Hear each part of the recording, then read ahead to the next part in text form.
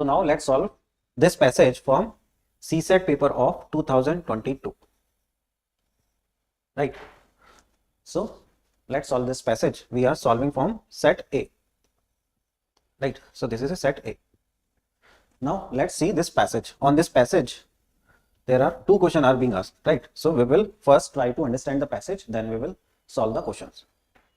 Now, the main threat to maintaining progress in human development comes from the main threat क्या है, comes from कहां से आ रही है, from the increasingly evident unsustainability of production and consumption pattern.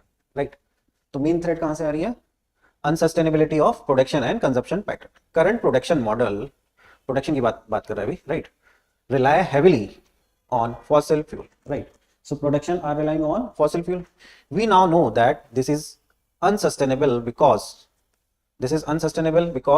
the resources are finite. Fossil fuel is finite, right? The close link between economic growth and greenhouse gas emission need to be severed. Severed का मतलब होता है कि we need to break that, right? उनका जो link है ना economic growth and greenhouse gas का, so the close link between economic growth and greenhouse gas emission need to be severed for human development to become truly sustainable, right? तो अभी क्या है, अभी हम कैसे एज्यूम कर रहे हैं कि इकोनॉमिक ग्रोथ जब भी होगी, कब होगी, अगर इकोनॉमिक ग्रोथ करेंगे तो ग्रीन हाउस गैस तो प्रोडक्शन हो गई, right? So that's the link, but वो बोला है कि we should break this link, right, for sustainable, अगर हम ग्रोथ चाह रहे हैं, right? Now some developed countries, now it is giving some example, some developed countries, so now talking about some developed countries have begun to alleviate the worst effect. So what they are doing, developed countries, so some developed countries have begun to alleviate the worst effect. कैसे कम कर रहे हैं वो लोग? By expanding recycling, right? So developed countries क्या कर रही है, recycling कर रही है, right, to overcome this thing, unsustainability, right, and investing in public transport and infrastructure. But most developing countries, now talking about developing countries, are hampered by the high cost and low availability of clean energy resources, right? So उनके पास, developing countries के पास क्या क्या issues हैं, एक तो high cost है and low availability of clean energy sources.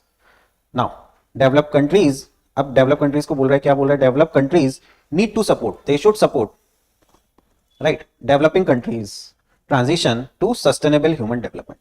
So developing countries को support करना चाहिए, डेवलप कंट्रीज को सपोर्ट करना चाहिए, किसको, डेवलपिंग कंट्रीज को, right, in transition to sustainable human development, right? So this is all about passage. I guess हमने बहुत आराम से passage पढ़ा है, so आपको ये समझ आ गया होगा, right? Now let's see the question. So this is the first question, right? First question is unsustainability in production pattern is due to, किस वजह से है, unsustainability क्यों है, right? तो unsustainability क्यों हो रही है, unsustainability किसकी वजह से हो रही है? एक तो heavy dependence on fossil fuel दिया हुआ है passage में, so और this is the reason also, so correct. Limited availability of resources, resources की कमी है, right? So this is also correct. Unsustainability क्यों हो रही है, राइट? उसने बताया डेवलपिंग कंट्रीज में क्या प्रॉब्लम है, हाई कॉस्ट का प्रॉब्लम है ना, अवेलेबिलिटी ऑफ प्रॉब्लम है. Now expansion of recycling, right, this is also given, expansion of recycling, but ये किसके लिए दिया है, दिस इज गिवन फॉर, कब दिया है एक्सपांशन ऑफ रिसाइकलिंग वाला, पैसेज में दिया है रिसाइकलिंग, यहाँ पे दिया है, देखो, when he is talking about here develop countries recycling here, right? So ये है ना expanding recycling, but this is a solution, right? This is not the problem. So unsustainability recycling की वजह से नहीं हो रही है, राइट? और ये रिसाइकलिंग को कौन कर रहा है, develop countries are doing it, right? Developing countries के बारे में ध्यान नहीं है, राइट?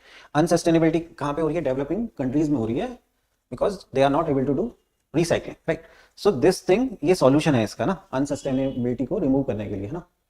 तो ये वाला नहीं होगा, ठीक है? So the answer will be first and second, so the answer is A, right?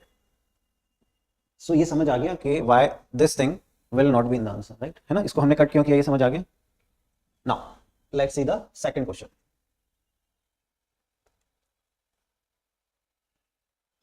So this is the second question, right? So consider the following statement. Developed countries can support, right, developing countries transition to sustainable human development by, वो कैसे support कर सकते हैं, है ना? Developed countries कैसे support कर सकते हैं, first making clean energy sources, clean energy sources की बात करी है उसने, available at low cost, passage में मेंशन है, like they are not having availability of clean energy sources, right. So develop countries उनको अवेलेबल करा सकते हैं, right. Now second, providing loan for improving their public transport at nominal interest rate, right. So loan के बारे में देखो mention नहीं है, बट पैसेज में क्या दिया है कि हाई कॉस्ट लगेगा डेवलपिंग कंट्रीज को, राइट. अगर दे आर मूविंग टुवर्ड्स, देखो यहां पे दिया हुआ है here, है ना.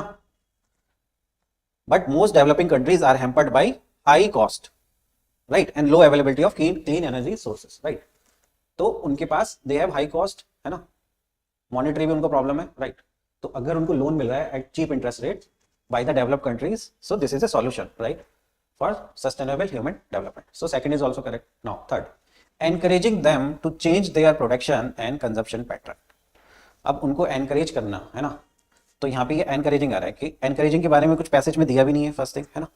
और सिर्फ डेवलप कंट्रीज क्या कर रही है, डेवलपिंग कंट्रीज को सिर्फ एनकरेज करिए कि आप कम करो, है ना, किसी तरीके से कम करो, ऐसा करो वैसा करो, है ना. पर क्या ये गाइडेंस देना is this is support, right. ये सपोर्ट नहीं हुआ, right.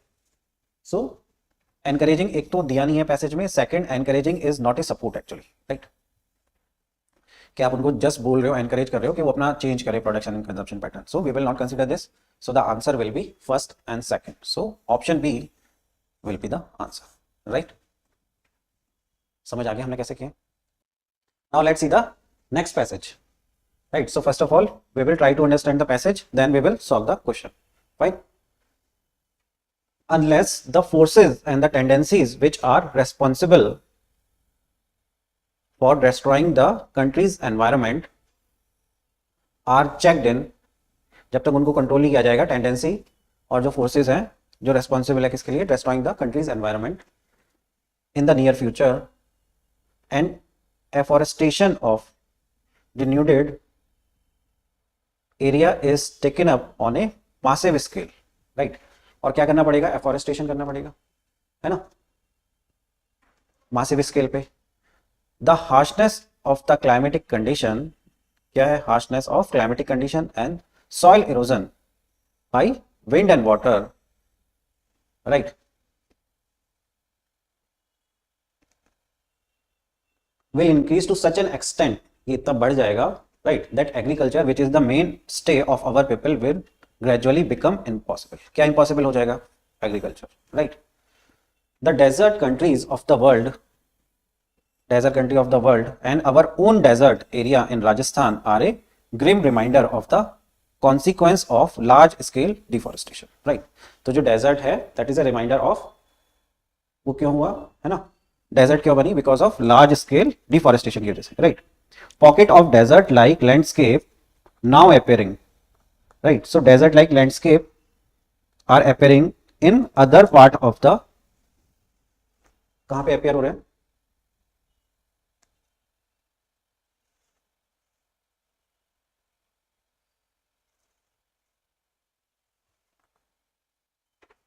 other part of the country including, कहां पे हो रहे हैं, सतलज गंगा प्लेन पे भी हो रहे हैं, right, and the Deccan Plateau, right.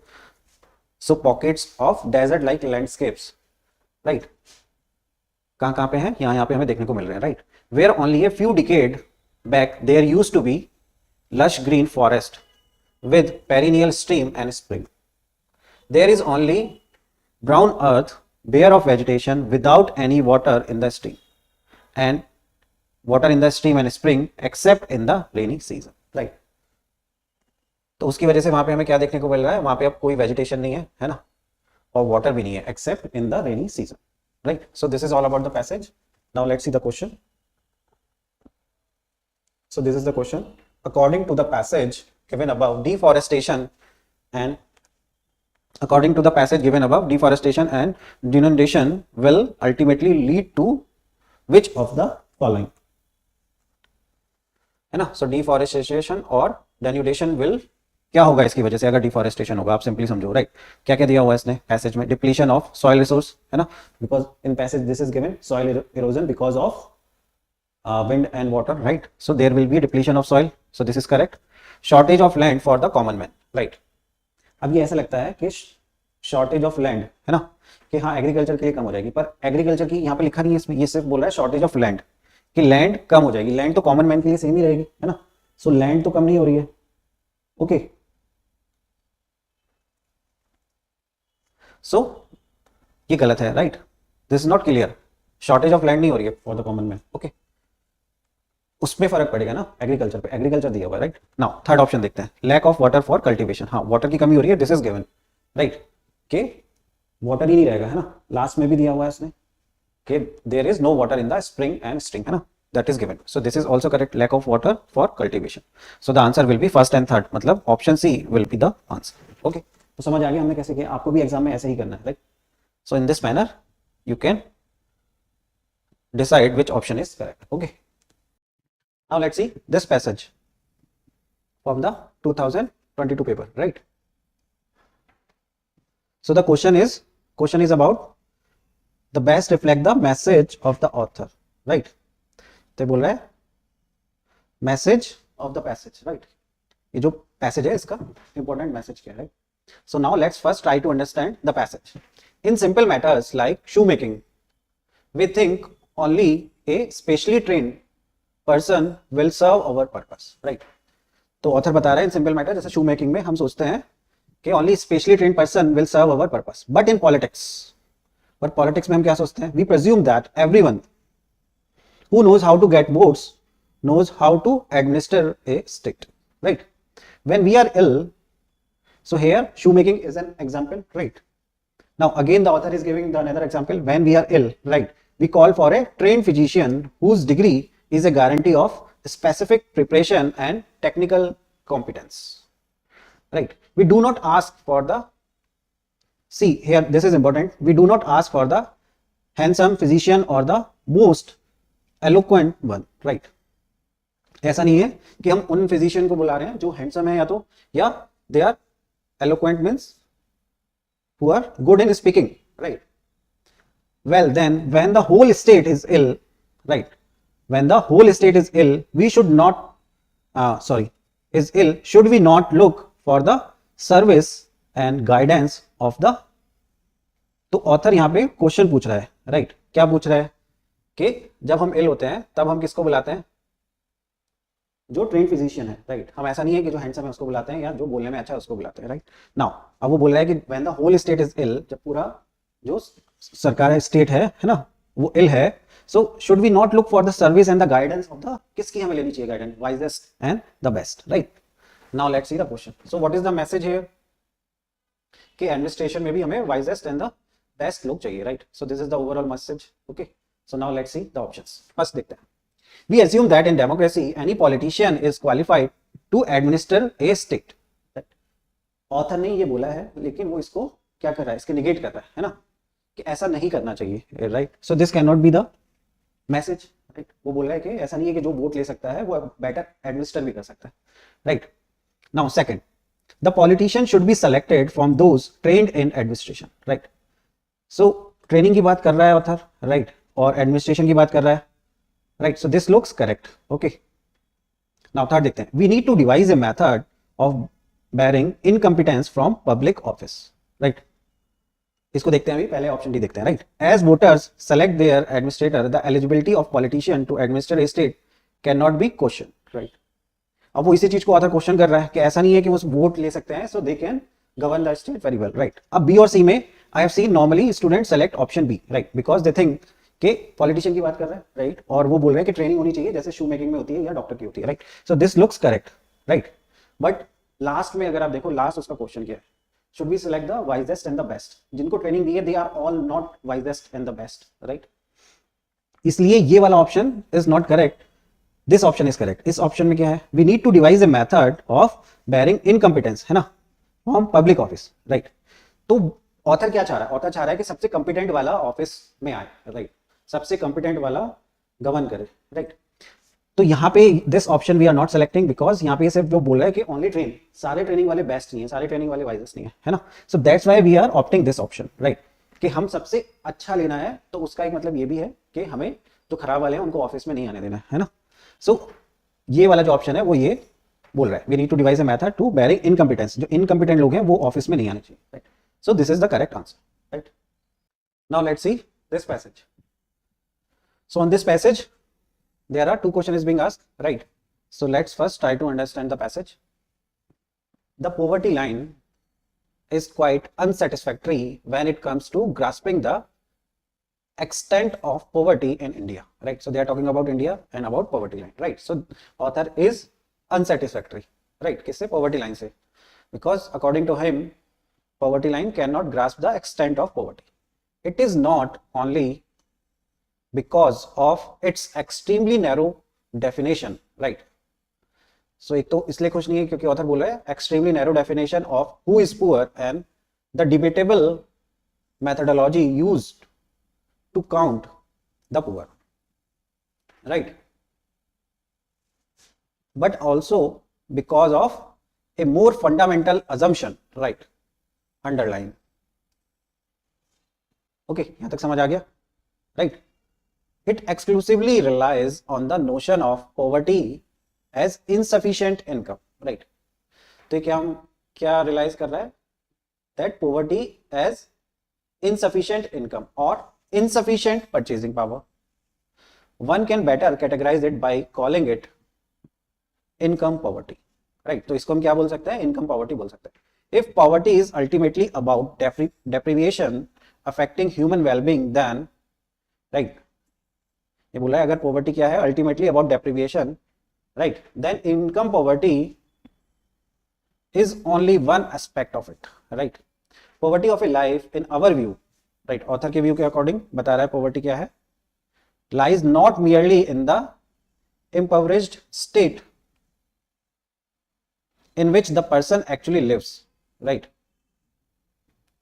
In the क्या है? impoverished state है हमारा, in which the person actually lives, but also in the lack of real opportunity given by social constraint as well as personal circumstances to those to choose other type of living. Even the relevance of low income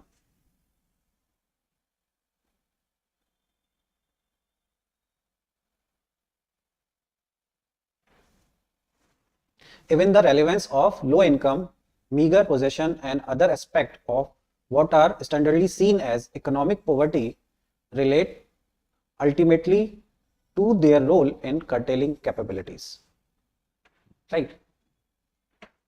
तो यहाँ पे क्या बोल रहा है author? Even the relevance of low income, meager possession and other aspect of what are standardly seen as economic poverty relate ultimately to their role in, so what these things what they are doing, they are curtailing the capability, that is their role is severely restricting the choice people have to lead variable and valued life, right? तो ये ultimately क्या कर रहा है? It is cutting the choices of people, right?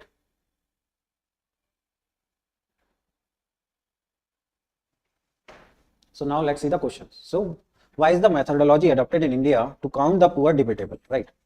तो debatable क्यों है, right? First second line में दिया हुआ है, right? Now ऑप्शंस देखते हैं. There is some confusion. देखो कंफ्यूजन का कहीं पे कुछ ऐसा मेंशन नहीं है ना? कंफ्यूजन है किसको लेके? Regarding what should constitute the poverty line. Poverty line already define है, ऑथर उसको निगेट कर रहा है, right? So there is no confusion, so this is wrong. Now second, there are wide diversity in the condition of the rural and urban poor.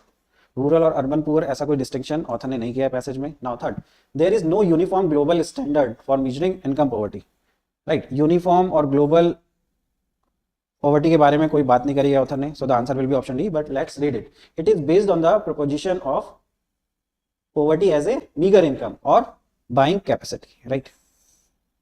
So this is correct. किस पे based है ना?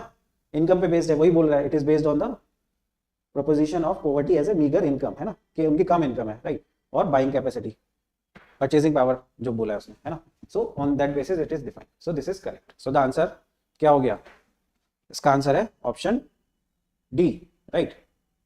Now let's see the second question based on it, right?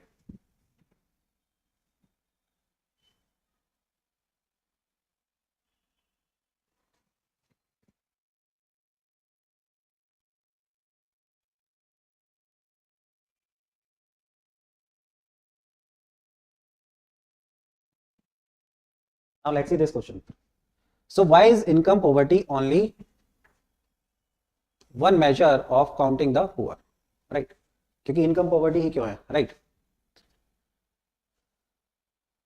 Because author क्यों बोल रहा है इसको it's income poverty, because this is just dealing with the income, right.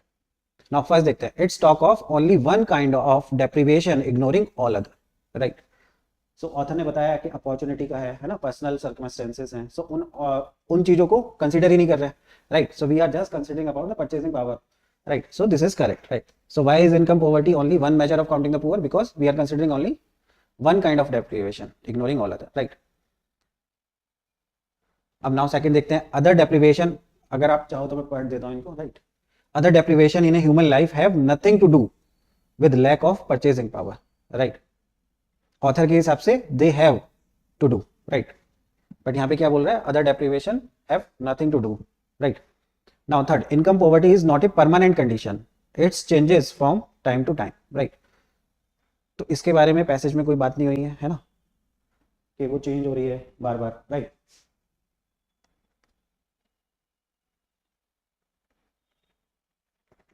जबकि ऑथर ये बोला है कि इनकम की वजह से क्या हो रहा है कि उनकी जो अदर कैपेबिलिटीज है वो कर्टेल होती है ना, उनकी चॉइस रिस्ट्रिक्टेड हो जाती है, राइट। और यहाँ पे क्या बोल रहा है कि not a permanent, okay. Now वो देखते हैं, income poverty restrict human choices only at a point of time, right. अब यहाँ पे क्या गलत हो रहा है, यहाँ पे ये गलत हो रहा है, only at a point of time, ऐसा नहीं बोल रहा है वो सिर्फ एक टाइम पे करती है, राइट। बट ऑथर के हिसाब से वो करते रहते हैं, राइट, कि उसकी चॉइसेस ही कर्टेल हो गई, ऐसा नहीं है कि एक समय, अगर आपने एक बार उसकी चॉइस कर्टेल कर दी है, फिर how he will improve, right, उसकी अपॉर्चुनिटी रेस्ट्रिक्टेड हो गई है, ओके।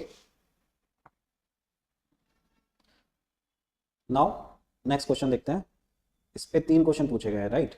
एक और क्वेश्चन है इस पे,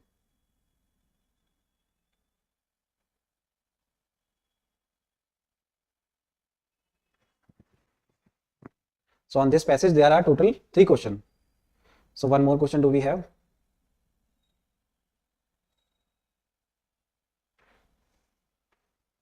Now what does the author mean by poverty of a life, right?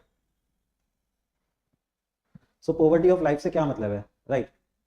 poverty of life से उसने ऑथर ने बताया, ऑप्शंस देखते हैं, all deprivation in human life which stem not only from lack of income but lack of real opportunity, यही हमने पढ़ा है पैसेज में, है ना, कि सिर्फ इनकम की वजह से लैक नहीं हो रहा है, अपॉर्चुनिटी की वजह से भी हो रहा है, उसके पर्सनल सर्कमस्टेंसेस की वजह से भी हो रहा है, जिसकी वजह से उसकी चॉइस रिस्ट्रिक्टेड हो रही है, right. So this is correct, right.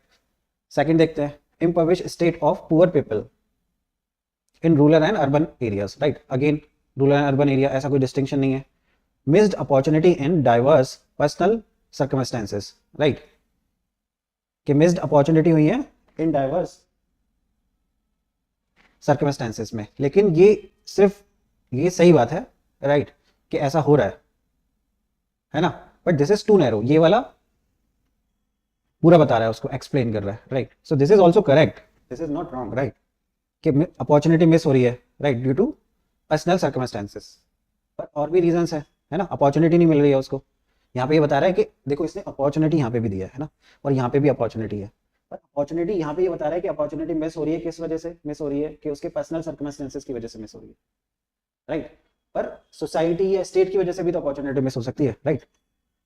Now material as well as non-material deprivation in a human life which restrict human choice permanently, right?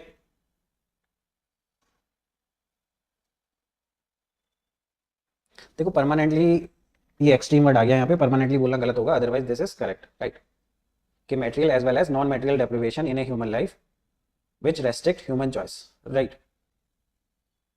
तो दोनों चीजें हैं, मेटेरियल भी है, इनकम भी होगा, नॉन मेटेरियल भी है, सोसाइटी हो गई, अपॉर्चुनिटी हो गई, राइट। पर परमानेंटली का मतलब ये है कि वो कभी भी उससे ऊपर नहीं आ पाएगा, this is wrong, right. So the answer is option A. Now let's see the next passage, so this is the passage, right. इस पैसेज पे examiner has asked 3 questions, right? So let's try to read the passage, and all 3 questions are about assumption, okay? In some place, किसकी बात कर रहा है, some place, right, in the world the productivity of staple such as rice and wheat has reached a plateau, right? So staple food का production has reached its plateau, right? Neither new strain nor fancy agrochemical, right, are raising the yield, nor is there much unfarmed land left, right? तो क्या हो गया कि अनफार्म land भी नहीं है, right, तो ईल्ड की प्रोडक्टिविटी हम बढ़ा नहीं पा रहे हैं, ना तो न्यू स्ट्रेन आ रहा है, ना कोई new agrochemical is working, right, और increasing the yield, right, that is suitable to be brought under the globe, right, if global, now अब ऑथर क्या बोल रहा है, अगर global temperature continue to rise, some place will become unsuitable for farming, right? Application of technology can help, this is important, application of technology can help overcome these problems, right? उस technology को क्या बोल रहा है, agricultural technology is changing fast, much of this change, right, क्या बोल रहा है, much of this change is brought about by affluent farmer, है ना, ये ज्यादा एग्रीकल्चर टेक्नोलॉजी को किसने यूज किया है, किसने किया है, एफ्लुएंट फार्मर, कहाँ के, in the west, right? Techniques developed in the west are being adapted in some place, right? कहाँ पे अडेप्ट हो रही है, in some place, right? ऐसा नहीं है कि यूज ही नहीं हो रही है टेक्निक, टेक्निक यूज हो रही है to make tropical crop more productive. Technology is of little use if it is not adapted, right? Technology का कोई यूज नहीं है अगर it's not adapted. In the developing world that applies as much to existing farming technique as it does to the latest advance in genetic modification, right? कि मतलब developing world में उतना adapt नहीं हो रही है, राइट? Extending to the small holder,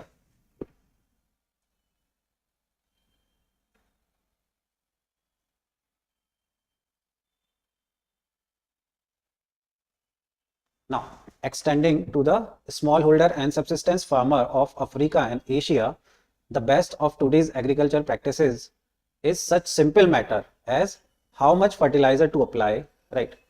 क्या बोल रहा है कि इस चीज को हमें एक्सटेंड करना है कहाँ पे, है ना, टू द स्मॉल होल्डर और द सबसिस्टेंट फार्मर, कहाँ के, अफ्रीका एंड एशिया के, right? Best of today's agriculture practice, right, कि आज की जो बेस्ट एग्रीकल्चर प्रैक्टिस है ना, वो एक्सटेंड करनी है, राइट? इन सिंपल मैटर्स, छोटी छोटी चीजों में बता रहा है एज कि कितना फर्टिलाइजर यूज करना है ना, एंड व्हेन एंड कब यूज करना है, would lead to a greatly increase, यही इंक्रीज कर देगा availability of food for humanity, right? So would things like better road and storage facility to allow for the carriage of surplus to market and reduce wastage, right? यहां पे अलग point discuss कर रहा है, पर यहां तक उसने प्रोडक्टिविटी के बारे में डिस्कस किया है ना, कि एग्रीकल्चर टेक्नोलॉजी लाके what we can do. Now let's see the question. ऐसे समझ में आ गया होगा, लंबा पैसेज था, right? Now based on the above passage the following assumptions have been made. Development of agriculture technology is confined, अब देखो एक्सट्रीम वर्ड है, क्या बोला, is confined to developed countries, right? confined to सिर्फ डेवलप कंट्रीज में हो रहा है ना, ऐसा नहीं है, उसने some places बोला है, affluent वो बोला है उसने, राइट? तो सिर्फ वहां पे हो रहा है डेवलप कंट्रीज में, दिस इज रॉन्ग, राइट? क्योंकि ऑथर ने बोला है कि this is happening at some places, right? तो इसका मतलब ये नहीं है कि सिर्फ डेवलप कंट्रीज में हो रहा है, ओके? क्योंकि मच यूज किया है, राइट? क्योंकि डायरेक्ट लाइन ही दी हुई है कि much of this changes brought by affluent farmer in the west and west America, right? पर इसका मतलब ये नहीं है कि दिस इज कन्फाइंड टू सिर्फ डेवलप कंट्रीज में हो रहा है, right? Now second, agriculture technology is not adapted in developing countries में, अडेप्ट ही नहीं हुई है, right? So this is again wrong, because author ने क्या बोला है, ऑथर ने बोला है कि we need to extend it to the small farmers, right, और सबसिस्टेंस, वो वहां पे उसको एक्सटेंड करना चाह रहा है. और उसने ये भी बोला है, एक लाइन ये भी आई है कि technique developed in the west are being adapted in some place to make tropical crop more productive, है ना, ये हमने पढ़ा है, तो ये भी बोला हुआ है, राइट? तो more places का मतलब हो सकता है उसमें डेवलपिंग वाले भी हो, राइट? तो हम ये नहीं बोल सकते हैं कि डेवलपिंग में बिल्कुल भी नहीं हो रहा है, so this is wrong, right? तो यानी दोनों assumptions गलत है यहाँ पे, तो आंसर क्या हो जाएगा, आंसर हो जाएगा neither first not second, right? ये वाला आंसर हो जाएगा option D. Now next question 22 देखते हैं. Based on the above passage, again assumption, right? Poor countries need to bring about changes in their existing farming technique, right? तो वो बोल ही रहा है कि एशिया और अफ्रीका में, है ना, कि they need to change, so this is correct, this is direct given in the passage, right? Now second, developed countries have better infrastructure and they waste less food. ऐसा कहीं पे डिस्कस नहीं किया है, तो इसके बारे में हम assumption नहीं बता सकते. ऑथर ने कहीं पे डिस्कस किया है इसके बारे में, है ना, उसने वेस्टेज के बारे में बोला है, पर उसने ये नहीं बोला है कि डेवलप कंट्रीज के वेस्टेज की बात कर रहा है या डेवलपिंग की, है ना। और डेवलप कंट्रीज के इंफ्रास्ट्रक्चर के बारे में भी कुछ नहीं बोला है, right. So the answer will B A, right, only one. Now 23rd देखते हैं। Based on the above passage following assumption have been made, right. So again about assumption, है ना, अगेन assumption के बारे में क्वेश्चन है, राइट। सो क्या है पहला assumption? growing enough food for future generation will be a challenge, right. वो बोल ही रहा है ऑथर कि the productivity has reached its plateau। अगर plateau पे रीच कर गई है, इसका मतलब क्या है? इसका मतलब है कि फ्यूचर जनरेशन के लिए growing enough food for future generation will be challenge, so this is correct, right. Now second, corporate farming, again corporate farming के बारे में बात हुई है कहीं पे, right, is a viable option for food security, कहीं पे बात नहीं करी है ऑथर ने। तो अगर कुछ दिया ही नहीं है उसके बारे में हम अजम्पशन नहीं बता सकते, right. So this is wrong, we don't know about this, right. So the answer will be option A, right. इस पे 3 क्वेश्चन थे एंड तीनों अजम्पशन बेस्ड थे, okay. So now let's see this passage. On this passage there are 3 questions is being asked and this is a bit lengthy passage, right. So let's try to understand the passage, right. Natural selection cannot anticipate future environment on earth, right. तो anticipate नहीं कर पाएगा natural selection, this is correct, है ना। Therefore the set of existing organism can never be fully prepared for environmental catastrophe that await life, okay, right. So जो organism है they are not prepared for environmental catastrophe, right. And outcome of this, इसका outcome क्या है? is the extinction of those species which cannot overcome environmental adversity, right. तो उसकी वजह से क्या होगा? कुछ जो है species है वो extinct हो जाएंगे, right. This failure to survive in modern terms can be attributed to genomes which are unable to withstand geological vagaries or biological mishaps, right, infection, disease and so on, right. तो modern time में हम क्या बोल रहे हैं? ये attributed किसको है? जीनोम्स को, right. In biological evolution on the earth extinction of species has been a major feature, right. Biological evolution, earth में जो बायोलॉजिकल इवोल्यूशन है उसके हिसाब से एक्सटेंशन क्या है? Is a major feature. The earth में presently have up to 10 million, presently की बात कर रहा है, 10 million species, yet more than 90% of species that have ever lived on the earth are now extinct, right. अभी बता रहा है 10 मिलियन है और वो ये भी बोल रहा है कि 90% of the species क्या हो चुके हैं? एक्सटिंक्ट हो चुके हैं, जो पहले रहते थे उनमें से 90%, right. Once again the creationist doctrine failed to satisfactory address, क्या एड्रेस करने में फेल हो रही है? Why a divine creator will firstly bother to create millions of species and then allow them to perish, right. कि मतलब भगवान पहले उनको क्या करेगा? पैदा करेगा, फिर उनको गायब कर देगा या गायब हो जाएंगे, पेरिश हो जाएंगे, मर जाएंगे, right. The Darwinian explanation for extinct life is once again simple, right. So now the passage is talking about Darwinian explanation, right.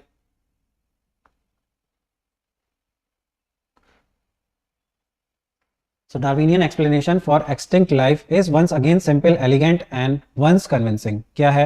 Organism go extinct as a function of environmental or biological assault for which their inheritance deems them ill-equipped, right. तो कौन से extinct हो जाते हैं? As a function of environmental और biological assault, जो देरा उनका इनहेरिटेंस है डीम्स इल इक्विप्ड, जो इल इक्विप्ड रहते हैं एनवायरनमेंट और बायोलॉजिकल चेंजेस असॉल्ट को फेस करने के लिए, वो एक्सटिंक्ट हो जाते हैं, right. Therefore the so called Darwinian theory of evolution is not A theory at all, right. क्या लिख रहा है? देयरफॉर, इसलिए जो डार्विनियन थ्योरी ऑफ इवोल्यूशन है is not A theory at all, right. Evolution happens, this is a fact, right. The mechanism of evolution, Darwinian proposed natural selection, right. So mechanism of evolution is amply supported by scientific data, है ना. किससे support हो रही है? Scientific data से. क्या support हो रहा है? इवोल्यूशन की थ्योरी, राइट. किसने दी है? डार्विनियन ने, right. Indeed to date no single zoological, botanical, geological, ontological, genetic or physical evidence has refuted either of the central two main Darwinian ideas.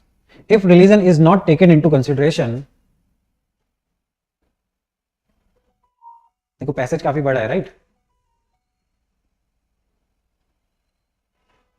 देखो एग्जाम में सारे पैसेज सॉल्व भी नहीं करने हैं आपको राइट, आपको इजी इजी वाले सॉल्व करने हैं। अगर आपको कोई पैसेज लग रहा है कि बहुत लेंथी है राइट, तो या डिफिकल्ट लग रहा है, then you can skip that. Okay, Darwinian law are acceptable just like the law proposed by Copernicus, Galileo, Newton, Einstein, set of natural law that explain, क्या explain कर रहे हैं, natural phenomena in the universe, right? तो ये passage हो गया हमारा complete right. So now let's see the question. First question है, according to the passage natural selection can not anticipate future environment on earth, right. हाँ वो नहीं कर सकता राइट, वो पैसेज में दिया भी हुआ है राइट, फर्स्ट लाइन पे दिया हुआ है नेचुरल सिलेक्शन के बारे में ना, can not anticipate future right, can not anticipate future environment on earth as first species not fully prepared to face the environmental changes that await them will face extinction, right? So this is correct, जो fully prepared नहीं होंगे वो extinct हो जाएंगे, right? Now second, all the existing species would get extinct as their genome will not withstand. ये बोला जितने भी अभी existing है ना species वो extinct हो जाएंगे, ऐसा तो नहीं बोल रहा है कि जो अभी है right, उसने बोला है कि जो एनवायरमेंटल या उसके असॉल्ट को नहीं कर पाएंगे, यहाँ पे लिखा है right. So this is wrong, ये ऑल की बात कर रहा है, that all will get extinct right. Now third, inability of the genome to withstand environmental changes would result in extinction, this is also correct right, क्योंकि उसने बताया कि मॉडर्न टाइम्स में जीनोम के ऊपर है ना, हमने अंडरलाइन भी किया है। So this is also correct. Now fourth, extinction of species is a common feature, हाँ ये उसने बताया कि this is a common feature of evolution right. So the answer will be, कौन कौन से सही है, first, third and fourth. So the answer is option C, right? First, third and fourth. Okay, अब सेकंड क्वेश्चन देखते हैं इसमें, है ना। Next question, next question is this one. So next question is this, right? The passage suggest, क्या suggest that Darwinian theory of evolution is not a theory at all. Because right, देखो यहाँ पे मैंने बताया था, यहाँ पे जब देयरफॉर लगाया था राइट, इसने क्या बोला है, therefore the so called Darwinian theory of evolution is not A theory at all, right. किसके बाद बोला है उसने, देयरफॉर, है ना, ये सेंटेंस दिया इसके बाद बोला है ना देयरफॉर, इसलिए राइट, तो क्यों नहीं है, यहाँ पे दिया हुआ है राइट। सो यही चीज यहाँ पे होनी चाहिए right. It does not satisfy the creationist doctrine, ये गलत है राइट, क्रिएशनिस्ट का अलग है। Extinction is a function of environmental and biological assault, यहाँ पे दिया हुआ है राइट, है ना, extinct as a function of environmental और biological assault. So this is correct right, directly मिल गया, तो इसका आंसर क्या हो जाएगा, ऑप्शन बी राइट। तो ये सब गलत हो जाएंगे, ये डायरेक्टली मिल रहा है। और अगर हम इनको पढ़ते भी एक बार ऑप्शंस को देखते हैं, there are no evidence to refute it right. अभी बोला है कि ऐसा कोई वो नहीं है, एविडेंस नहीं है कि हम इसको रिफ्यूट कर पाए। आगे उसने बात करी है राइट, जब उसने नेचुरल लॉ के बारे में बोला है कि जब उसने बोला है बोटानिकल, जियोलॉजिकल राइट, सो या there is no evidence to refute it, option में दिया है, but this is not the main reason here right. Existence of organism is attributed to creator, creator को बोल रहा है यहाँ पे कि क्रिएटर की वजह से हो रहा है, this is also wrong right. Now next question देखते हैं, इस पे 3 क्वेश्चन पूछे गए इस पैसेज पे। सो this is the third question right. So with reference to the passage, the following assumption, now we are talking about assumption, कि क्या क्या assumptions हैं right? क्या बोल रहा है, only species that have the ability to overcome environmental catastrophe will survive and perpetuate, right? So this is correct, assumption है ये author का कि कौन रहेगा, कौन survive करेगा, जो environmental के catastrophe को bear कर पाएंगे, है ना, they will survive, right? So this is correct. Right now, second, more than 90% of the species on the earth are in the danger of getting extinct due to drastic change in the environment, right? ये present की बात कर रहा है, getting extinct, right? but उसने क्या बोला है कि जो पहले रहते थे उनमें से 90% extinct हो चुके हैं, right? वो past की बात कर रहा है, ये present की बात कर रहा है, right? So this is wrong, right. ऐसा अजम्पशन नहीं है, हम प्रेजेंट के बारे में प्रेडिक्ट नहीं कर सकते। पास्ट के बारे में अगर हम कुछ बता रहे हैं इसका मतलब ये नहीं है कि the same thing will happen at present also, right. Now third, Darwinian theory explain all the natural phenomena. देखो ऑल द नेचुरल फिनोमिना नहीं है, नहीं, वो तो आइंस्टीन और गैलीलियो और सब है ना, नेचुरल फिनोमिना तो बहुत सारे हैं, तो सारे के सारे डार्विनियन ने नहीं बताया, right. So this is also wrong. So answer of this question will be option A, right. Okay, तो काफी लेंथी पैसेज था, इस पे 3 क्वेश्चन थे, हमने तीनों सॉल्व कर लिए, राइट। सो इसका आंसर क्या हो जाएगा, option A. Now let's C this passage, right? On this passage there is only one question is being asked, right? So let's first try to understand the passage. With steady economic growth, so they are talking about economic growth, है ना, higher literacy and increasing skill level, right? The number of Indian middle class families has gone up exponentially, है ना। तो क्या हुआ है, study economic growth हुई है, higher literacy and increasing skill level, the number of जो मिडिल क्लास है that has gone exponentially. Direct result of the affluence has been, so what is changing, changes in the dietary pattern, उनका dietary pattern change हो गया, right, and energy consumption level, right। तो पहले तो ये बोल रहा है कि इकोनॉमिक ग्रोथ की वजह से और उसकी वजह से क्या हुआ है कि middle class has gone up exponentially, है ना, बहुत बढ़ गई है मिडिल क्लास ना। उसकी वजह से क्या बोल रहा है कि जो एफ्लुएंस आया है उसने चेंज क्या किया है, dietary pattern, right, and energy consumption, right, दोनों को चेंज किया। People have moved to a higher protein based diet like milk product, fish and meat, all of which need, क्या चाहिए इसके लिए, significantly more water to produce than cereal based diet, right। ये protein based diet को produce करने के लिए ज्यादा वाटर चाहिए then cereal based diet, right. Okay, यहां पे दिया हुआ है ना। Now increasing use of electronic and electric machine, gadget and motor vehicle need more and more energy, right. अब उसकी वजह से क्या उसने बताया है कि एनर्जी कंजप्शन में भी चेंज हुआ है, यहाँ पे बोला है, उसका एग्जांपल दे रहा है कि इंक्रीजिंग यूज हो गया है किसका, है ना, इलेक्ट्रॉनिक जो डिवाइसेस हैं और मोटर व्हीकल, है ना। So need more and more energy and generation of energy, तो क्या बोल रहा है, generation of energy need water, right. तो दोनों चीजों में वो क्या बोल रहा है कि डाइटरी पैटर्न चेंज हुआ है, उसके लिए भी हमें वाटर चाहिए, और ये जो एनर्जी में चेंजेस हुआ है इसको प्रोड्यूस करने के लिए भी वी नीड वाटर, राइट। तो आई थिंक अभी passage is clear, right. Now let's see the question, है ना, पैसेज तो समझ आ गया होगा, right. Now let's see the question is about the crux of the passage. So what is the crux, first देखते हैं। People should be persuaded to continue with the mainly Indian traditional cereal based diet. Crux पूछ रहा है, right, कि ये जो passage क्या बोलना चाह रहा है। अगर आप देखो पैसेज बता रहा है कि वाटर इज क्रिटिकल, है ना। ना यहाँ पे क्या बोल रहा है कि उनको ट्रेडिशनल सीरियल बेस्ड डाइट करना चाहिए ना, this is not the crux. Traditional के बारे में बात भी नहीं करी है और ट्रेडिशनल पे जाना, this is not a good choice. Now India need to focus on developing agriculture productivity and capacity for more energy generation in the coming year, right. तो ऑथर चैलेंज बता रहा है ना, कि there is a challenge, right, उसकी वजह से changes हुआ है और कहाँ पे इफेक्ट पड़ रहा है, राइट। तो बोल रहा है कि इंडिया को ये सॉल्यूशन ओरिएंटेड बता रहा है, दिस इज लाइक कि बोल रहा है कि ये प्रॉब्लम है, इसके लिए आप ये solution low, but the question is not about the solution, right. The question is about what the passage is saying, right. Now modern technology development result in the changes of cultural and social behaviour of the people, है ना। देखो social behaviour और उसके बारे में बात नहीं कर रहा है, कल्चरल चेंजेस के बारे में, right.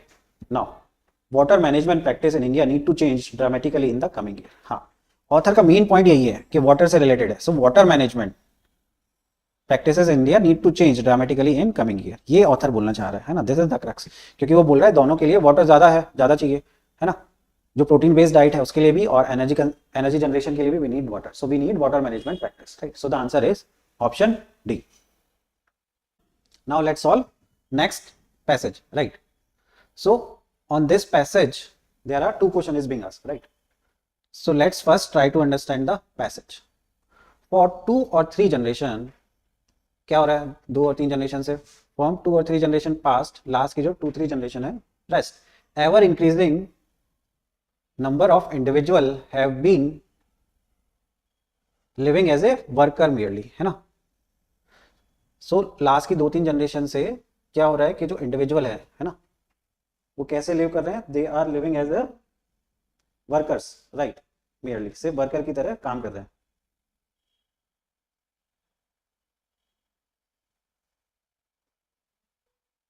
Not as human being की तरह नहीं, right. An excessive amount of labour, right. What is happening, excessive amount of labour is the rule today in every circle, है ना, हर जगह of society, with the result that man's का spiritual element cannot thrive, right. He finds it very difficult to spend his little leisure in serious activity, right. So क्या हो रहा है, उसको बहुत प्रॉब्लम होती है कि अपना वो जो थोड़ा समय बचा है उसके पास वो सीरियस एक्टिविटी में दे सके, right. He does not want to, है ना, क्यों, एक तो वो चाहता नहीं है, does not want to think, he does not want to think, right, or he cannot even if he wants to, वो कर नहीं सकता अगर वो चाहे भी तो, right.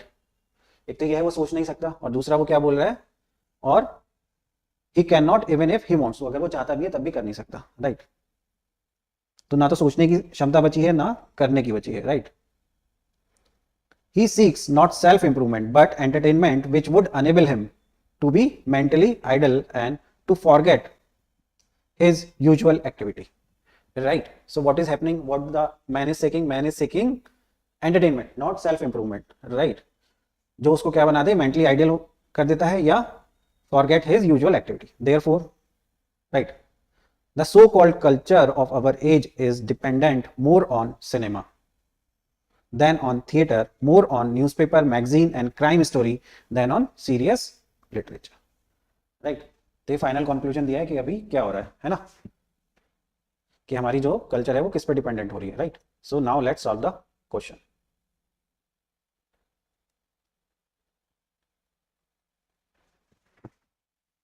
Now the passage is based on the idea that, क्या आइडिया है, that man should not work hard, ऐसा तो नहीं है ना. The great evil of our age is over strain, है ना, तो वो ये तो बता रहा है, फर्स्ट लाइन से ही बोल रहा है कि they are merely working as a labour, right. फिर दूसरा उसने ये भी बोला है ऑथर ने कि they can not think, right, और even if they want to, right, तब भी वो कर नहीं सकते हैं, है ना. जहां पे मैंने बोला था आपको कि ना तो थिंक करने की बची है ना एक्शन लेने की बची है, राइट. और this is happening because of what, because they are over strain, because they are working as a worker, they are not living as a human being, right. So the great evil of our age is overstrain. So this is correct, right. Now the man cannot think well, right. ये बात सही है, the man cannot think, right. ये उसमें दिया भी हुआ है, right. बट ये क्या बोल रहा है, क्वेश्चन क्या है, the passage is based on the idea, main idea क्या है, हमें हमेशा मेन आइडिया बताना है. दिस इज करेक्ट, राइट, कि ऑथर बोल ही रहा है कि they cannot think, right. But this is not the main idea, right.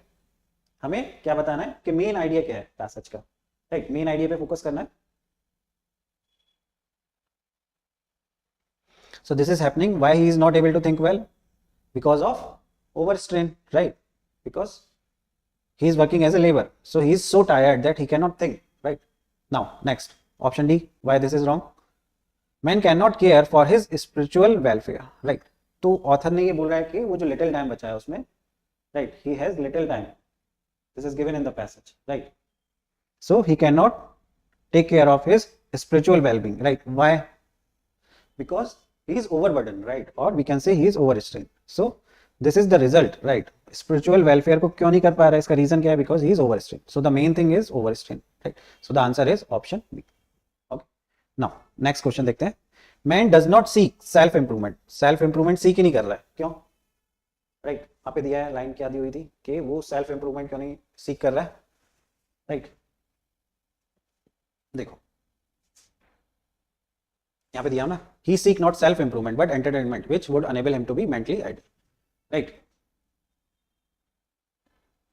So now the question, first option देखते हैं, है ना. he is not intellectually capable, right.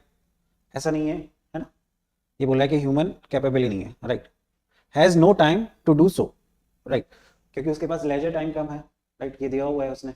So this seems correct, right, that has no time, but passage में क्या दिया हुआ है, he has little leisure time ना, पैसेज में दिया हुआ ना that he is having a time but little, so वो little वाला भी क्यों नहीं कर पा रहा है, राइट.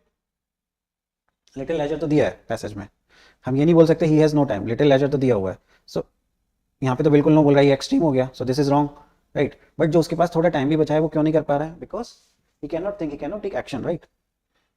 now सी देखते हैं, is distracted by materialism, right. ऐसा नहीं है वो डिस्ट्रैक्टेड है मटेरियलिज्म की वजह से, राइट, बिकॉज पैसेज में दिया हुआ है ना, which can make him mentally idle, right. Now D, loves amusement and is mentally idle, हाँ ये सही है, बिकॉज उसका माइंड ही थका हुआ है, राइट। दैट्स वाई उसने बोला भी हुआ है, he can not think even if he wants to, right, he cannot do, right. So the main reason is कि he is mentally idle, right. So that's the main reason. So why he is not seeking self improvement? Because of mentally idle, right. So the answer is option D. Okay, so now let's see the next passage. So this is the passage. On this passage there are two questions is being asked, right.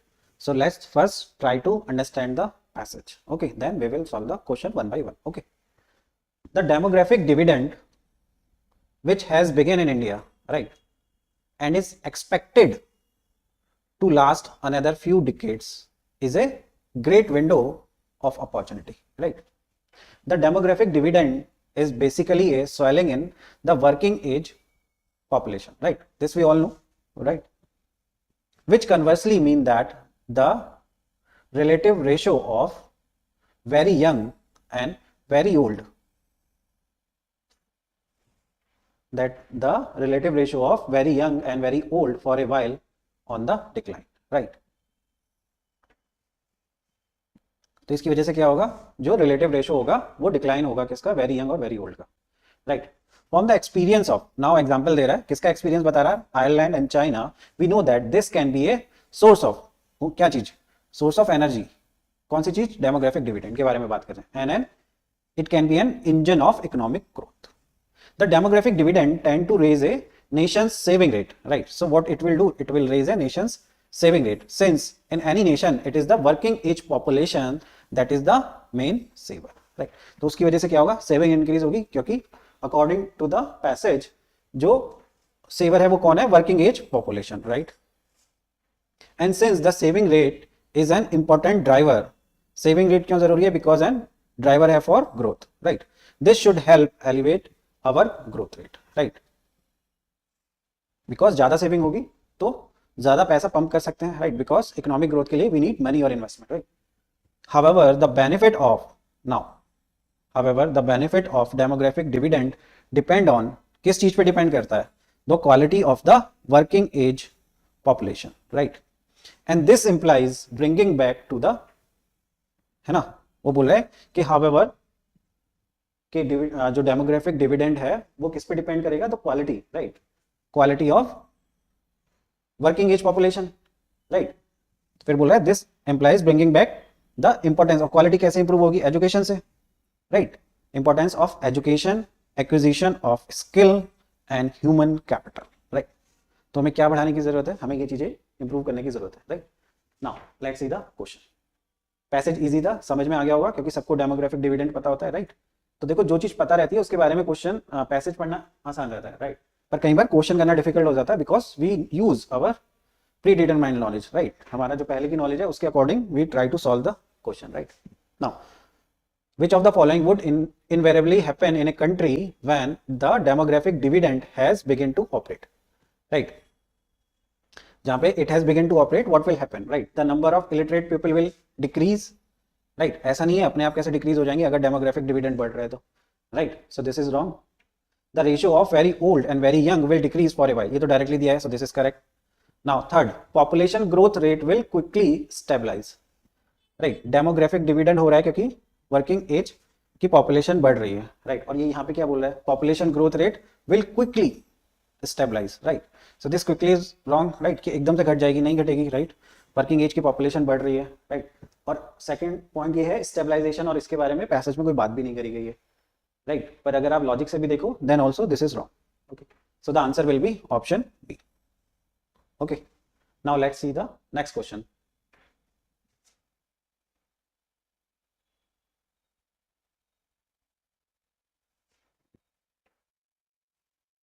So this is the question. The question is about with reference to the passage, which of the following inference can be drawn, right. क्या inference हम draw कर सकते हैं, right.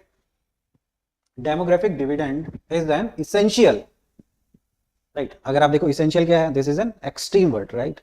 is an essential condition for a country to rapidly increase its economic growth rate, right? तो देखो, एक तो वैसे ही हमें पता लग रहा है कि ऐसा नहीं है कि this is a pre requisite, कि इसके बिना होगा ही नहीं, राइट? उसने बोला है कि पैसेज में क्या दिया हुआ है, that this is an engine of economic growth, right? पर इसका मतलब ये नहीं है कि इसके बिना ग्रोथ होगी नहीं, right? So this is wrong. Now second देखते हैं, the promotion of higher education. Passage is talking about education, but here they have added higher education, right? अब देखो, एक वर्ड से ये गलत हो जाती है चीजें, right? So we should focus on this single word, right? Is very important. Now promotion of higher education is an essential, again essential condition for a country for its rapid economic growth. But the passage is talking about that we need quality. For quality, we need education, skill, right? And human capital, right? पर यहाँ पे क्या बोल रहा है कि promotion of higher skill is an essential condition, है ना? Higher education के बिना होगा ही नहीं for a country for its rapid economic growth. So this is wrong. So both are wrong. So the answer will be neither first nor second. Means option D is the correct answer choice, right? I hope ये समझ आ गया होगा, right? हमने काफ़ी आराम से किया है और आपको समझ आ गया होगा कि क्या लॉजिक लगा के हमने सॉल्व किया. Now let's see this passage from the 2022 paper, right? So on this passage there is only one question, right? So we will first try to understand the passage. देखो, एक बार पैसेज समझ में आ गया तो we can easily solve the question, right? So the question is about कि they have given the statement, following statement best reflect the underlying tone of the passage, right? So this is the question, right? So we have to find कि कौन सा statement इनमें से is reflecting the underlying tone of the passage. तो passage का एक तरीके से we have to find what's the crux, right? What's the main point the author want to emphasize? Okay. So let's read it. In an economic organization, right? So you can assume as a company or anything where the economic activity is happening, okay? Allowing mankind to benefit by the, किससे benefit हो? Productivity of machine should lead to a very good life of leisure, है ना? सो अगर वो machine की productivity से benefit ले रहा है, so what will happen, it will lead to a good life of leisure. So there will be leisure, right? Now and much leisure is apt to be tedious, right? But अगर leisure is बहुत ज्यादा हो जाता है, then is to be tedious, right? You can assume it here as, जैसे we say like this is a tedious task, right? Difficult task, right? तो अगर you have enough leisure, so it will become difficult, you will start feeling like bore, okay? कि what we should do, right? Now except to those, उनके लिए नहीं, who have intelligent activity, right? जो intelligent activity करते हैं and have interest, right? जिनके पास activity है या इंटरेस्ट है कुछ करने के लिए, उनके लिए leisure is not a tedious thing, right? Now if a leisured population is to be happy, right? Leisured population को अगर हैप्पी रखना है, इट मस्ट बी, उसको क्या करना पड़ेगा? An educated population, right? कि हैप्पी वो तभी हो सकते हैं, must are, right? Must be, okay? तो यानी ये कंडीशन है जो होनी चाहिए, true, right? So this is like compulsion, the necessity. So it must be an educated population, right? And second, and must be educated with a view of enjoyment, right? So they should be educated about enjoyment as well as to the direct usefulness of technical knowledge, right? और technical knowledge को कैसे use करना है, right? That should also be educated them, right? About those things, right? So this is the passage. Now let's see the question. Question हमने पढ़ी लिया, एक बार let's again read it. Which of the following statement best reflect the underlying tone of the passage? तो passage क्या बोल रहा है कि जो मेनली है उसका कि लेजर टाइम को आपको कैसे करना है ना? लेजर टाइम का बेनिफिट आप कैसे लिख सकते हो? व्हेन यू आर एजुकेटेड, है ना? And you have knowledge of technical usefulness. Okay, now first देखते हैं. Only an educated population can best make use of the benefit of economic progress, right? देखो, ओनली आ रहा है, एक्सट्रीम वर्ड है here, right?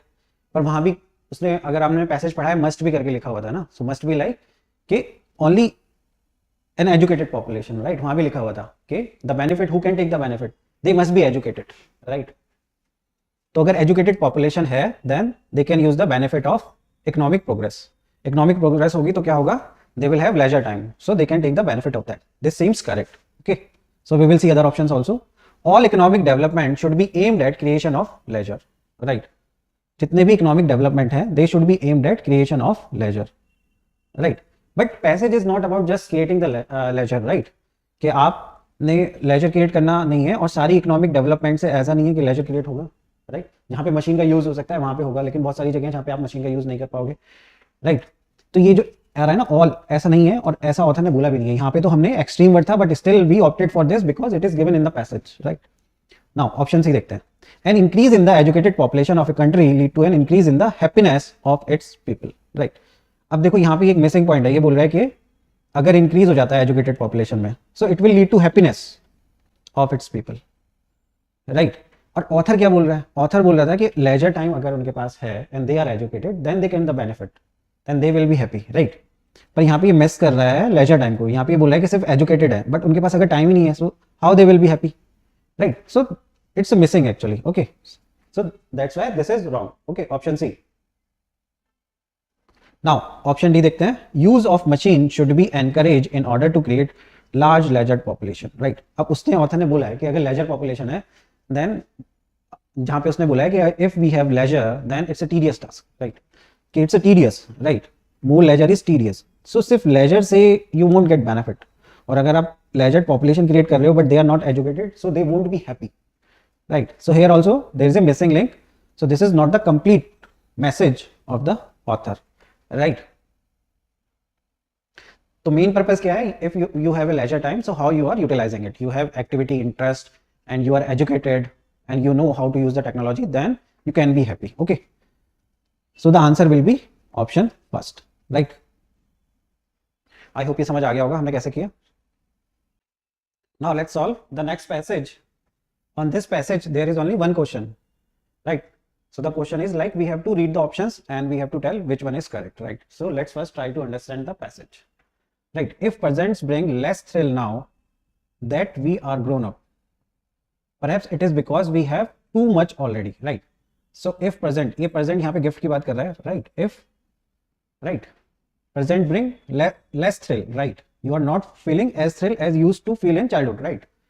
जब हमें gift मिलता है then we feel excited, right. So the passage is talking about that, okay. Now, right, we present bring less thrill now that we are grown up, right, या तो हम grown up हो गए हैं.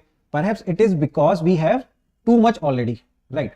Perhaps करके बोल रहा है, इसका reasons बता रहा है ना, because we have too much already, और perhaps it is because we have lost the fullness of joy of giving and with it the fullness of joy of receiving, right.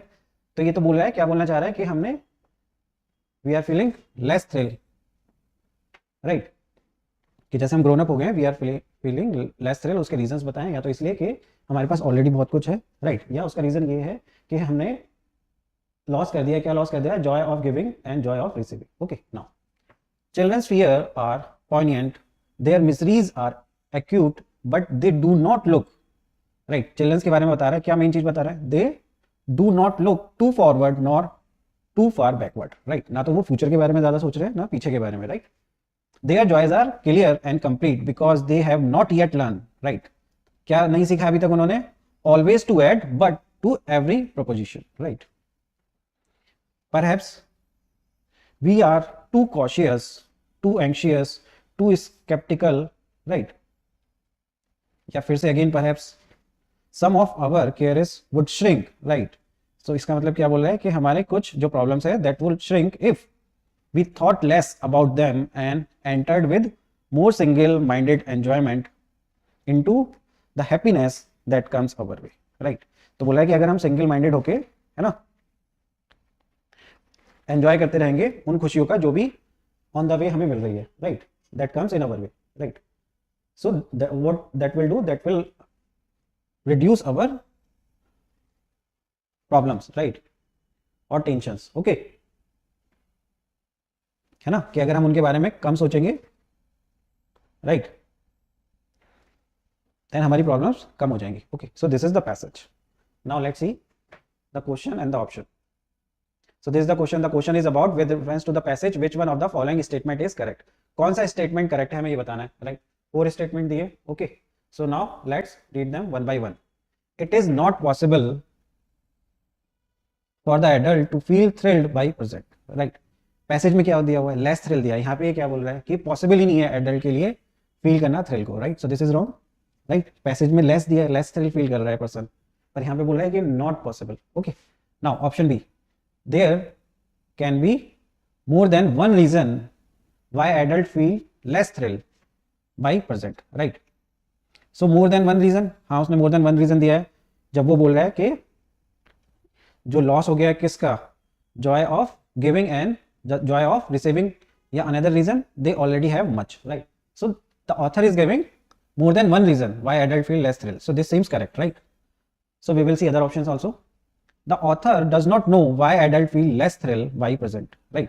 तो author को पता है, author ने इतने सारे reason दिए हैं, right? So does not know कि author को पता ही नहीं है, right? कि why adult is feeling less thrill by the present. This is wrong. author को पता है, author ने mention भी किया है ना, वही कि maybe perhaps they are having much already, है ना, they have lost the joy of receiving, they have lost the joy of giving. Now option D देखते हैं. Adult have less capacity, अब देखो ये another, less capacity to feel the joy of loving or being loved. अब देखो what is happening, the author is talking about giving or receiving, right? But here this option is talking about loving and loved. तो love के बारे में तो बात नहीं करी है author ने, right? present के बारे में बात कर रहा है, present के देने के बारे में और लेने के बारे में, right? This is not connected with love, right? So this is wrong. ये ओवर जनरलाइजेशन है, राइट? कि आपको बात हम किसी और चीज की कर रहे हैं पर आपको उसको जनरलाइज करके कोई और बात बोल रहे हो, राइट? तो हमें क्या करना है, पैसेज में जो ऑथर ने बोला उसी पे स्टिक रहना है, right? So the answer will be option B. Okay, I hope आपको ये समझ आ गया होगा, right? So there is a one more question on the same passage. The question is author of the passage is against, right? The author of the passage is against, किसके against में है, right? First देखते हैं, worrying too much about the past and future, right? तो ये तो author बोल ही रहा है when he is talking about the child, right? When he says that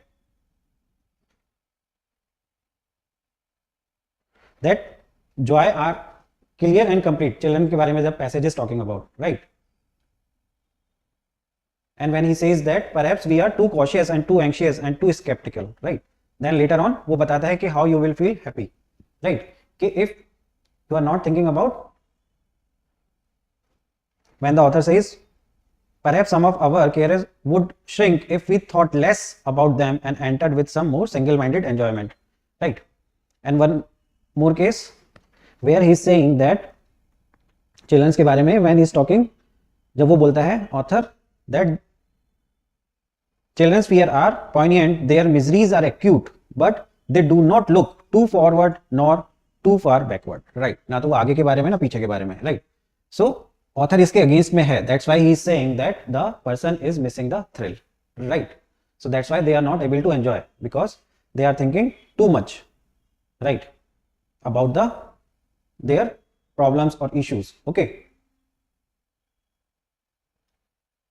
so he is against worrying, right, author? so this seems correct. now another option देखते हैं, being in the habit of thinking about present, right? तो present के बारे में नहीं, वो habit उसके बारे में नहीं बोल रहा है, कि उसके अगेंस्ट में नहीं है कि being in the habit of thinking about present के बारे में सोचने की हैबिट को अगेंस्ट में, ऐसा नहीं है पैसेज में कहीं मेंशन कुछ भी, राइट? उसने हैबिट प्रेजेंट के बारे में मेंशन किया है, प्रेजेंट एज ए गिफ्ट के बारे में मेंशन किया है, उसने एग्जांपल लिया है, बट इसका मतलब ये नहीं कि author is against that, right? हमें बताना है कि ऑथर किसके अगेंस्ट में है, right? Now option C, not being thrilled by new thing, right? अब उसने थ्रिल के बारे में बताया कि उसको प्रेजेंट मिल रहा है but he is not thrilled, right? But author is not against, that is the analogy the author is taking, right? एक एग्जांपल दे रहा है ऑथर, पर इसका मतलब ये नहीं कि ऑथर उसके अगेंस्ट है, राइट? ऑथर ये बोल रहा है कि not being thrilled is an issue, right? उसको एनालाइज कर रहा है वो. Okay, so this is wrong. Now option D, giving and receiving Joy only partially, right? Again giving and receiving के बारे में बोला है ऑथर ने, बट यहाँ पे ओनली पार्शियली, राइट? तो उसने बोला है कि द जो पर्सन है he is not having the Joy of receiving end the Joy of giving, right? पर ऑथर इसके अगेंस्ट में नहीं है, ऑथर तो चाह रहा है कि you should have enjoyment, right, of giving and receiving, right? So the author is against about worrying too much about the past and future, right? So this seems correct, so the answer will be option A. Okay, now let's C this passage. On this passage there are two questions is being asked, right? So one is about the implied, right? So implied by the passage, right? And the second is about the main idea of the passage, right? So let's try to read the passage. Okay, the majority of people, right, तो किसकी बात कर रहा है, majority of people who fail, right, किस में बोल रहा है, जो फेल हो रहे हैं उसमें मेजॉरिटी की बात कर रहा है, right, the majority of people who fail to accumulate money sufficient for their needs are generally, है ना,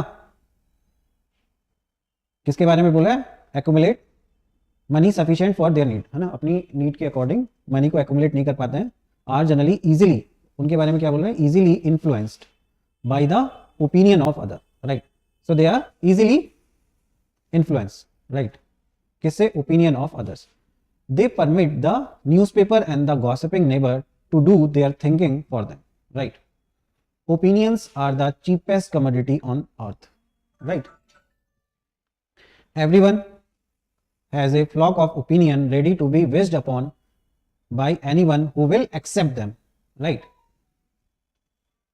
तो समझ में आ रहा है, right, if you are influenced, right, अब author बता रहा है if you are influenced by opinion when you reach decision you will not succeed in any undertaking, right, तो author finally क्या बोल रहा है, अगर आप you are getting influenced by the opinion of others to reach a decision you will not succeed in any undertaking, right.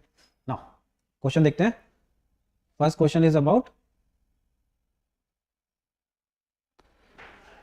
right, which one of the following is implied by the passage, first option, most of the people do not accumulate money for their need, right, अब most of the people do not accumulate money for their need, right, author ने क्या बोला है, उसने बोला है majority of people who fail, right, उनके बारे में बात कर रहा है, ये most of the people who do not accumulate money for their needs, right, ऐसा नहीं बोला है, this is wrong, right.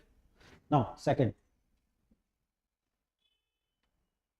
So the author is talking about majority इन किसमें, हु फेल, राइट, यहाँ पे बोला है most of the people, right, so this is wrong, है ना, एक ग्रुप है जो फेल हुआ है उसके बारे में मेजॉरिटी के बारे में बात कर रहा है, राइट, और ये क्या बोल रहा है कि जितने भी पीपल हैं उसमें मोस्ट ऑफ, राइट, समझ में आ रहा है, so that's why this is wrong. Now option B, most of the people never fail to accumulate money for their needs, right, so most of the people, again most of the people के बारे में बात कर रहा है, never fail, right, अब वो वहां पे फेल बता रहा है, ये बोल रहा है कि never fail to accumulate money for their needs, है ना, तो ये अपोजिट बोल रहा है. Now third option, there are people who fail to accumulate money for their needs, ये बिल्कुल सही है कि there are people who fail, जो फेल हो जाते हैं, to accumulate money for their needs, right, उनके बारे में ऑथर बात कर रहा है, right, so this is correct. Now option D क्या है, there is no need, right, ये तो एकदम बोल रहा है कि मनी की जरूरत ही नहीं है, है ना, ऑथर में पैसेज में ऐसा दिया भी नहीं, ऑथर ऐसा बोल भी नहीं रहा है, so this is also wrong, right, so the answer of 61 will be C, right, this, okay. now second question देखते हैं on the same passage, right, so what is the main idea क्या है passage का, passage is about कि जो fail हो रहे हैं वो इसलिए फेल हो रहे हैं because they are getting influence by the opinion of others, right, तो मेन आइडिया यही है. अब देखते हैं किस ऑप्शन से टैली करता है, right, first option, people should not be influenced by the opinions of other, हाँ ऑथर ऐसा चाह रहा है, वो बोलना भी अच्छा चाह रहा है, बिकॉज लास्ट में वो बोल भी रहा है because they are getting failed because they are getting influence, so author यही चाह रहा है कि people should not be influence by the opinions of others, so this seems correct, right. पर अदर ऑप्शंस भी देखते हैं, people should not accumulate as much money as they can, right, कि उनको इतनी मनी नहीं एक्यूमुलेट करनी चाहिए, ये नहीं है, राइट, और ऑथर एक्यूमुलेशन के अगेंस्ट भी नहीं है, right, should accumulate as much money as they can, right, they should, but author का मेन कंसर्न वहां पे मनी के बारे में है ही नहीं पैसेज, राइट, ऑप्शन सी देखते हैं, people should not neither give nor accept the opinion, right, give के बारे में वो नहीं बोल रहा है ऑथर, राइट, कि आपको देना चाहिए या नहीं देना चाहिए उसके बारे में नहीं बोल रहा है ऑथर, पर उसने बोला है कि लोगों के पास ओपिनियंस होती है ना, they have fluke of opinion, right, so this is wrong, this is not the main point, और गिव के बारे में, ओपिनियन गिविंग के बारे में ऐसा नहीं बोला है कि you should not give, right. Now option D, people will succeed in any undertaking if people will succeed in any undertaking if they do not accept any opinion at all, right. अब देखो यहाँ पढ़ने से ही लग रहा है कि ये एक्सट्रीम हो रहा है बहुत ज्यादा, है ना, कि they should not accept any opinion at all, right, so this is very extreme, right. ऐसा नहीं है कि कोई भी ओपिनियन आपको कभी भी नहीं माननी है, ऑथर ऐसा नहीं बोल रहा है, वो जनरल बात कर रहा है, right, so that's why the answer will be option first, not option D, right. Okay, अब देखो उसने ऐसा नहीं बोला है, देखो लास्ट लाइन में उसने क्या बोला है, right, if you are influenced by opinions when you reach decision you will not succeed in any undertaking, right. अब वो यहाँ पे बोल रहा है you should not be influenced, इसका मतलब ये नहीं है कि आपको एक भी ओपिनियन कभी भी किसी से नहीं लेनी है, राइट, एक्सेप्ट नहीं करनी है at all, this is extreme here, right? So that's why we will not consider the extreme statement, we will pick this one. So option A is the correct answer choice, right? Now let's see this passage, right? So this is the smallest passage of this paper, right? और इस पे एक ही question पूछा गया है, right? So we have to find which of the following statement are correct, right? Statement दिए उनमें से कौन सा correct है, right? So let's first understand the passage. The social order is a sacred right. Social order क्या है? Sacred right है, ठीक है, which is the basis of all other right, right? तो social order है, social order का basis, ये किसका base है? This is the base for all other rights. So ये base है ना social order, और यहाँ पे हमें और rights मिल रहा है, right? All other right, okay? यहाँ पे rights आ जाएंगे, okay? Nevertheless, this right does not come from nature. किसके बारे में बात कर रहा है? Social order के, right? And must therefore be founded on convention, right? तो social order किस पे base होगा? Convention पे, right? So this is the passage, right? कि ये nature से नहीं आ रहा है, must therefore be founded on conventions. So this is the question. कौन सा statement सही है? Let's read first statement. Convention are the source of right of man, right? So convention are the source of right of man. हाँ, because convention से social order आ रहा है और social order से right आ रहा है. So convention are the source. So this is correct, right? Sequence बन रहा है ना कि social order किससे आ रहा है? Convention से आ रहा है. Now second देखते हैं. Rights of man can be exercised only when there is a social order, right? क्योंकि author क्या बोल रहा है कि rights कब आएंगे? When there will be a social order. अगर social order ही नहीं है then there cannot be any right, है ना? Because उसने बोला है, right? The basis of all other rights क्या है? All other right का base क्या है? Social order. If there is no social order, there cannot be any right, right? तो यहाँ पे क्या बोल रहा है? Right of a man can be exercised only when there is a social order. This is also correct, right? So the answer will be both first and second are correct, right? So the answer is option C, right? तो इसका answer क्या हो जाएगा? Both first and second, both statement are correct. Now let's see this passage, right? So on this passage there are two questions, right? So one is about the assumption and the second is about the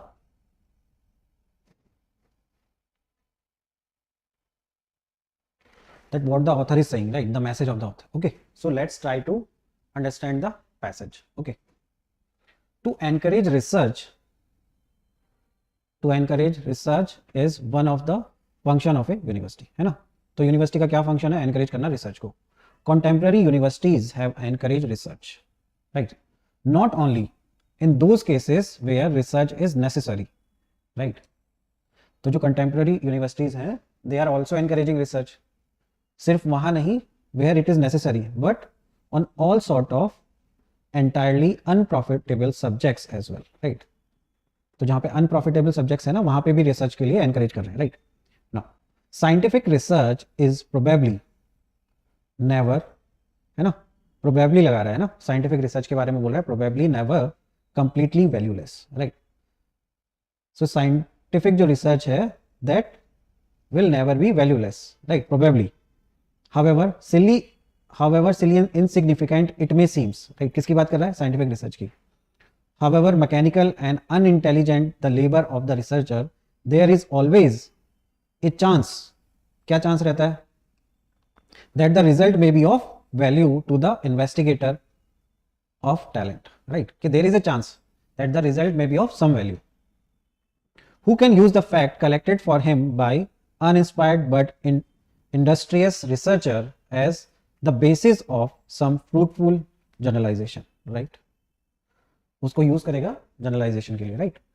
but where research is not original, अब क्या issue है? That research original ही नहीं है, but consist in the mere rearrangement of existing material where its object is not scientific but literary or historical, then there is a क्या risk है?